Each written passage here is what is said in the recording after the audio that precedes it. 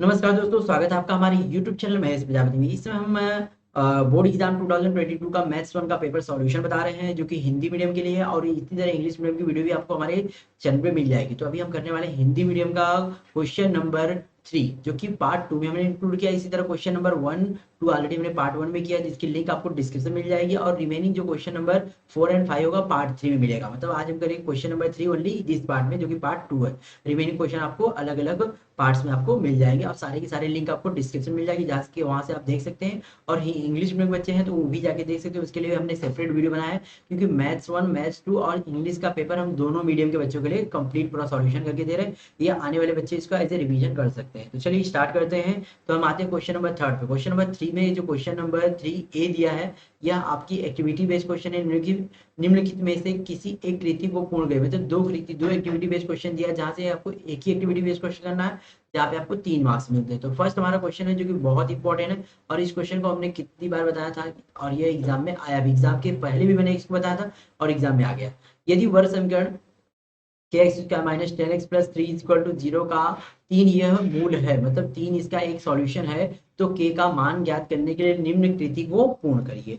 बहुत इजी है। चलिए तो कृति पे हम आ जाते हैं। तो सबसे पहले हमें ये लाइन लिखना ही है कि के एक्स स्क्वायर माइनस 10। अब कृति को आपको यहाँ से पूरा का पूरा यहाँ तक लिखना होता है, तो कुछ भी आपको एक्स्ट्रा नहीं ऐड करना होता। जितना दिया उतना ही, जितने बॉक्स है उतने ही बनाने हैं। के X square minus 10x plus 3 equal to 0 इस वर्ग समीकरण का एक मूल 3 है। ओके, ये दिया है, हमने ऐसे लिख लिया। इसीलिए x का मान हम क्या रखेंगे, 3। x बराबर 3 यह मान उपयुक्त समीकरण में रखने पर, मतलब जो समीकरण दिया उस समीकरण में x का मान क्या रखेंगे, 3। तो k की जगह क्या रहेगा, x का स्क्वायर मतलब किसका स्क्वायर हो जाएगा, 3 का स्क्वायर, माइनस 10 इंटू 3 प्लस 3 का स्क्वायर कितना होता है, 3 3 9 होता है। 9k लिखेंगे, के 9 नहीं लिखते, तो हम क्या लिखेंगे यहाँ पे 9k। और ये हमारा 30 हो या 30 प्लस 3 माइनस 30 प्लस 3, ऐसे एज इट इज रहेगा। अब इसको माइनस करते हैं, तो 9k और 30 में से 3 माइनस करेंगे। बच्चे गड़बड़ करके आ गए यहाँ पे, 33 नहीं होना, ऐड नहीं करना, मतलब माइनस करना, तो माइनस 27 होगा। क्या होगा, minus 27 equal to 0। Minus 27 is equal to 0, और 27 को हम उस साइड भेज देंगे तो क्या हो जाएगा, प्लस 27। तो डायरेक्टली हमें यहाँ पे क्या करना है, 27 प्लस में कर देना है। अब 27 प्लस में आ जाएगा तो डिवाइड 9 को हटाने के लिए उधर भेज देंगे, तो 27 डिवाइड बाई 9, तो के की वैल्यू कितनी आ जाएगी, 3। ये वेरी इंपॉर्टेंट क्वेश्चन और टेक्सचुअल क्वेश्चन था। तो के की वैल्यू आपकी क्या आ जाएगी, 3 आ गई। एक्स की वैल्यू भी 3 थी और के की वैल्यू भी 3 है, कंफ्यूजन होने की जरूरत नहीं है। नेक्स्ट सेकंड वाला एक्टिविटी बेस्ड क्वेश्चन क्या दिया है, अच्छी तरह फेंटी गई 52 पत्तों की ताश की गड्डी में से एक पत्ता निकाला गया। निम्नलिखित घटनाओं की संभाव्यता ज्ञात करने के लिए दी गई कृति पूर्ण कीजिए। घटना ए दिया है, निकाला गया पत्ता इक्का पत्ता हो, और घटना बी दिया है, निकाला गया पत्ता हुकुम पत्ता हो। इक्का मतलब ये इक्का पत्ता में जिसमें ए छपा रहता है। ओके, ए छपा रहता है ना, इस तरह का मैंने बताया था आप लोग को। ए यहाँ पे भी छपा रहता है, ए छपा रहता है। इस तरह का पत्ता हो गया, ये हो गया इक्का पत्ता है। ओके, अब इक्का पत्ता यहाँ पे कितने मिलते हैं वो आपको बताना है। तो इक्का कितने होते हैं पूरे कार्ड में, 4 होते हैं। कितने होते हैं, 4 होते हैं। दूसरा आ गया हुकुम, हुकुम कितने होते हैं, 13। अब इसके हमें क्या निकालनी है, संभावना। चलिए निकालते हैं, इसको सॉल्व करके मैं आपको बता देता हूँ, बिकॉज ऑलरेडी यहाँ पे एक्टिविटी बेस में दिया है, तो आसानी से आप कर सकते हैं और किए होंगे, मुझे उम्मीद है।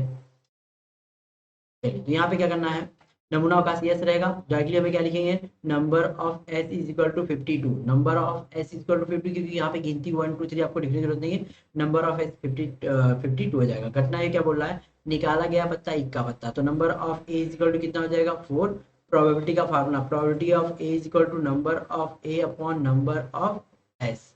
अब यहाँ पे नंबर ऑफ ए रख देंगे हम 4, और 4 अपॉन 52 काट देंगे इसको 4 से, 4 एकम 4 और 4 तेरह 52, मतलब 1/13, 1/13 आंसर होगा। उसी तरह सेकेंड वाली जो इवेंट दी गई है, सेकेंड इवेंट में क्या बोल रहा है, घटना बी, निकाला गया पत्ता हुकुम पत्ता। हुकुम कितने होते हैं, 13 होते हैं। तो नंबर ऑफ बी कितना हो जाएगा, 13, और फार्मूला क्या हो जाएगा, probability of B is equal to number of B upon number of S. 13/52 काटेंगे इसको, 13 कम 13, 13 चौको 52, कितना आएगा, 1/4। तो इसका आंसर 1/4। जितने बॉक्स दिए उतने बनाने हैं। ये सब काम आपको यहाँ पे नहीं करने, ये सब कहाँ करना है आपको, एज ए रफ में। मैंने पहले बताया था कि आपको लास्ट पेज में एज ए रफ लिखना है, रफ में ये सब यूज करना है। जो भी आप यहाँ वहाँ करना चाहे रफ में करिए। नेक्स्ट आते हैं क्वेश्चन नंबर 3 बी की तरफ। 3B में यहाँ टोटल 4 क्वेश्चन दिया है, लेकिन आपको कितने क्वेश्चन करने हैं? केवल 2 क्वेश्चन करने हैं, और प्रत्येक क्वेश्चन के लिए आपको टोटल 3-3 मार्क्स मिलते हैं, 6 मार्क्स आपको यहाँ पे मिलते हैं। तो पहला क्वेश्चन हमारा है, निम्नलिखित युगपत समीकरण आलेख पद्धति से हल करिए, जो कि ऑलरेडी हमने एक्सरसाइज 1.2 में आपको बता दिया है किस तरह इस आलेख पद्धति से हल करते हैं। आलेख पद्धति से हल करने के लिए हमें जो भी क्वेश्चन दिया होता है ना, उसको हमें ना पहले टेबल फाइंड करते हैं। चलिए, तो इन दोनों इक्वेशन की हेल्प से हम पहले टेबल बना लेते हैं। टेबल के बाद इसको मैं आपको इसका ग्राफ भी ड्रॉ करके बताता हूँ। तो सबसे पहले क्वेश्चन 1, क्यों यहाँ पे स्पेस नहीं है तो मैं यहाँ पे ले रहा हूँ, आप लोग समझ जाइएगा। तो डायरेक्टली हम हल में आ जाएंगे सॉल्यूशन में, x + 3y = 7। हमें y की वैल्यू फाइंड करनी, हमेशा मैंने बताया है कि जब भी ग्राफ वाला क्वेश्चन आता है ना, तो y की वैल्यू फाइंड करिए। तो x को उधर भेजेंगे तो 3y = 7 - x, और y = 7 - x/3। y आगे हमारा y की वैल्यू, अगर y की वैल्यू आ गई तो अब हमें टेबल बना लेते हैं, और टेबल में फटाफट वैल्यू पुट कर देंगे, हमारा फर्स्ट वाला इक्वेशन सॉल्व हो जाएगा। x y x, y।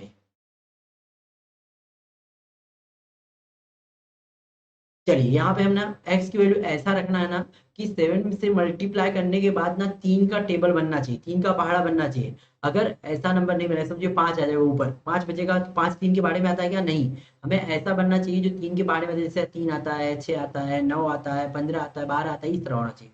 तो हमने सपोज यहाँ पे 1 पुट किया, तो 7 - 1, 7 - 1 क्या हो जाएगा? 6, और 6 डिवाइड बाई 3, 6 3 से डिविजिबल है, यस, तो कितना आ जाएगा? 2। तो क्या हो जाएगा? 0.1 एंड 2 हो गया। उसी तरह दूसरा हम अगर 4 पुट करते हैं, तो 7 - 4 कितना होता है? 3, एंड 3 डिवाइड बाई 3 कितना हो जाएगा? 1। तो 4, 1 आ गया। उसी तरह हमने यहाँ पे -2 पुट किया, क्योंकि अगर हमने यहाँ पे दूसरा कोई नंबर पुट कर रहे हैं तो फिर नहीं आ रहा है, तो -2 पुट के, तो क्या हो जाएगा? 7 - -2, तो 7 + 2, 7 + 2 कितना हो जाएगा? 9 हो जाएगा, और 9 डिवाइड बाई 3 कितना हो जाएगा? 3। -2, हो गया।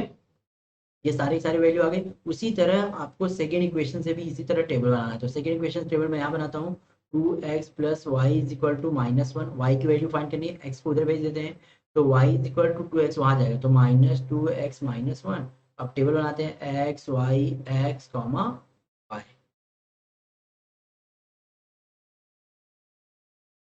चलिए, टेबल में आप ध्यान दीजिएगा, टेबल अगर आपका सही बना तो ग्राफ आसानी से आप ड्रॉ कर सकते हैं, गलत नहीं होगा। अभी यहाँ पे हम कुछ भी रख सकते हैं, वहाँ पे तो कंडीशन थी कि ऐसा रखना था कि ऊपर से 3 का टेबल बचना चाहिए, लेकिन यहाँ पे कोई कंडीशन नहीं, तो यहाँ पे हमने 1 पुट किया। क्या पुट किया हमने? ओनली 1 पुट किया।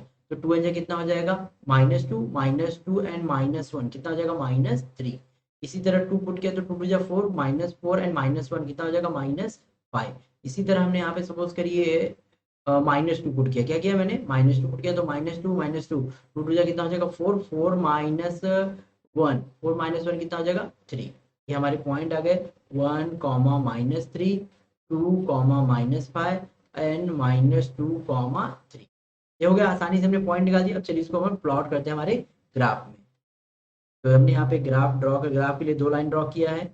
ये हमारी ये लाइन है x, इसको बोलेंगे x डैश, और ये हमारी y है, तो हम बोलेंगे y, सॉरी, ये हमारी y, इसको हम y डैश, ओके, ये y, और ये हमारा y डैश। और जहाँ पे दोनों इंटरसेक्ट करते हैं उसका कोऑर्डिनेट क्या होता है? 0 होता है। ये हो गया। अब यहाँ पे 1-1 सेंटीमीटर की दूरी पे हम मार्किंग करके, और ये ऑलरेडी आपके ग्राफ बुक में दिया था, और मैंने बोला भी था कि आपको एग्जाम में अगर ग्राफ आता है तो आपको नहीं करना है, छोड़ देना है। क्यों? क्योंकि ये टाइम कंज्यूमिंग होता है, टाइम वेस्ट होता है, समय वेस्ट हो जाता है ना इससे। अगर कोई सवाल आपको नहीं आता तो आप करिए, आपको आना चाहिए। लेकिन अगर आप इसको ऑप्शन में छोड़ना चाहते हो तो उसको ऑप्शन में छोड़ सकते थे, क्योंकि यह समय थोड़ा सा वेस्ट कर देता है, टाइम वेस्ट कर देता है। चलिए, 1 2 की ग्राफ लो, ग्राफ ड्रॉ करो, ये सब थोड़ा सा कॉम्प्लिकेटेड हो जाता है। 1 2 3 4 5 6।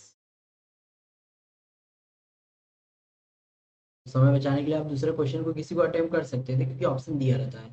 तो यहाँ पे हम क्या करते हैं, सबको माइनस वगैरह जो भी मार्किंग को पुट करते हैं, minus minus.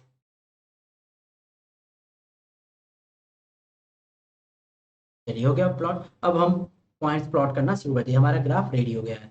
Point 1 2 4 1, -2 3, 1 2, okay, 1 and 2, 1 x पे और वाई पे कितना? 2, तो यहाँ पे आ जाएगा 1 2।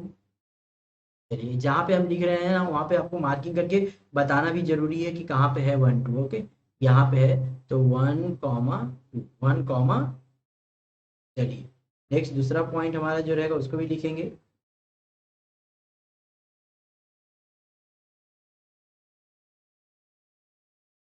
तो हमारा 4 एंड 1 है ना, 4 यहाँ पे है और 1 यहाँ पे है, यहाँ आएगा 4 एंड 1,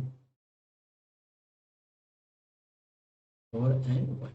उसी तरह नेक्स्ट हमारा क्या है, -2 एंड 3, -2 एंड 3 ना, -2 यहाँ से जा रहा है, x पे -2 है और यहाँ पे 3 कुछ यहाँ पे, चलिए -2 एंड 3।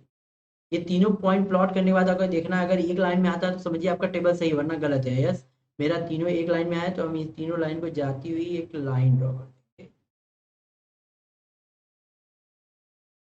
ये हो गई हमारी लाइन।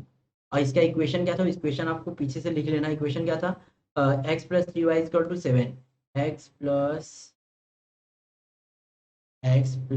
3y = 7, ये हमारी इक्वेशन उस पर लिखना जरूरी है, वरना पता नहीं चलेगा कौन सी लाइन, हाँ ये लाइन कौन सी इक्वेशन का है। तो हमारी x + 3y = 7, इस लाइन का ये, इस इक्वेशन की ये लाइन ड्रॉ कर दिया। उसी तरह आपको दूसरी इक्वेशन है, दूसरी इक्वेशन 2x + y = -1 के भी ड्रॉ करना है। तो इसके लिए पॉइंट देख लेते हैं, 1 - 3 2 - 5, 1 - 3, x पे 1 है, 1 - 3 यहाँ पे आएगा कुछ 1 -3 और 2 - 5, 2 - 5 तो नीचे यहाँ पे आएगा, 2 - 5 तो नीचे लिख लेंगे। सारे के सारे पॉइंट सही से प्लॉट करेंगे ना तो आपका आंसर सही आएगा, वरना फिर बाद में आंसर भी मैच नहीं करेगा। यहाँ पे आएगा, ठीक है ना।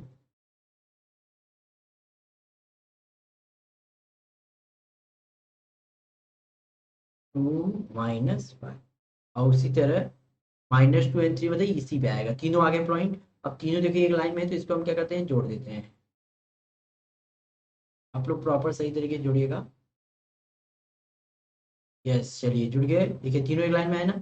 अभी हो गया। आप यहाँ पे ना कहीं भी आप क्या करना है, उस इक्वेशन को लिख देना। इक्वेशन क्या थी हमारी, 2x + y = -1, 2x + y = -1। इसको हम प्लॉट कर दे, लिख देते हैं यहाँ पे, तो पता चलेगा हाँ इस लाइन की इक्वेशन। तो कहाँ लिखते हैं, यहाँ पे जगह तो है नहीं।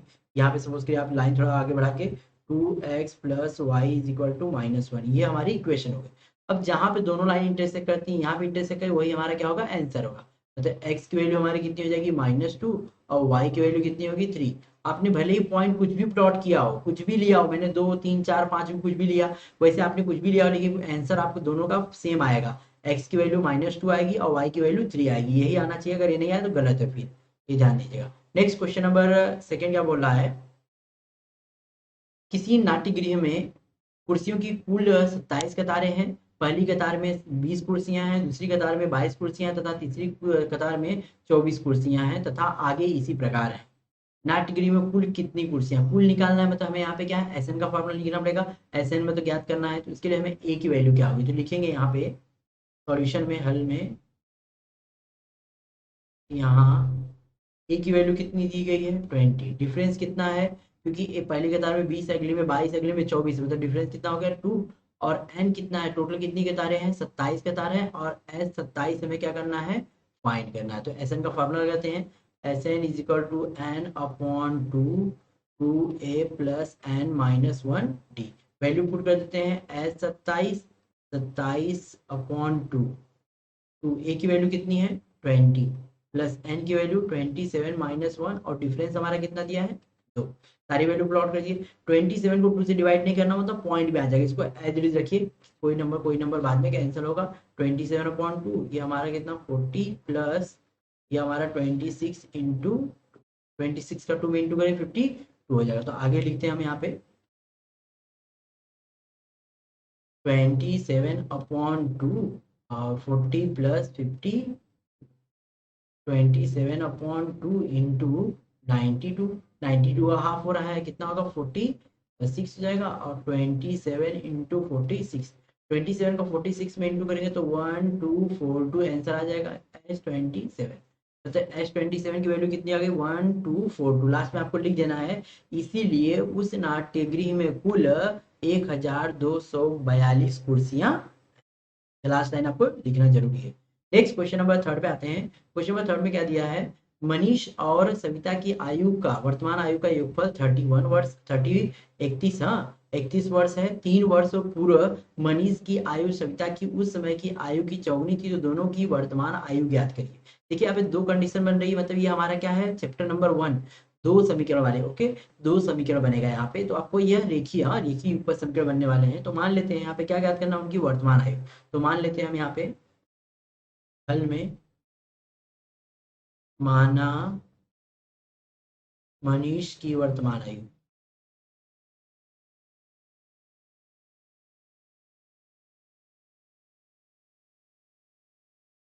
वर्तमान है तो वर्तमान ही मानना है। मनीष की वर्तमान आयु कितनी है, x वर्ष, तथा सविता की वर्तमान आयु